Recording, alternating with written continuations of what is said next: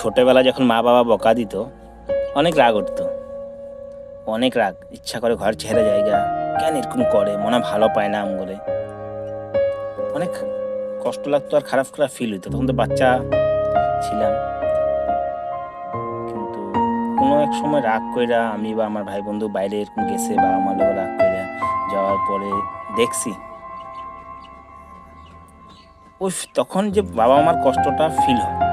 এই বাবা মারা ছেড়া যাইলে, ঘর বাড়ি ছেড়া গেলে কতটুকু কষ্ট হয় একা থাকাটা, তখন ফিল হয় যে বাবা মা খারাপ হলে ডাক দেয় না। প্রত্যেকেরই বাবা মা কোনো সময় খারাপ হলে ডাক দেবে না। ছেলে মেয়ে যত খারাপ হোক বা ভালো হোক, যখনই তো ওরা ডাক দেয় না, তারা চায় যে ছেলে মেয়েটা ভালো হোক, ভালো একটা কাজ করুক, ভালো একটা রাস্তা ধরুক, নিজের নিজের পরিচয়টা নিজেই বানাক, ওইটার লেগে ওরা ডাক দেয়। কিন্তু আমরা যে ভুল বুঝি, আর আমরা ভুল বুঝি কারণটা হচ্ছে আমরা মেহনত কম করেই অনেক কিছু পাইতে চাই জীবনে। অ্যাকচুয়ালি সাকসেস হওয়ার লেগে অনেক মেহনত করতে লাগে। তো এটার একটা কথা যে অনেকে মেহনত করে সাকসেস হয় না, অনেকে হয়ে যায়। কিন্তু একটা কথা কয়ার আছে যে দেখো, সবার লাইফ সাকসেস হয় না, আজ কারো লাইফ ফট করে হয়েও যায়। তো যেটি হোক, মা বাবার থেকে বড় এই পৃথিবীতে আর কেউ না, কেউ নেই, মা বাবা টপ।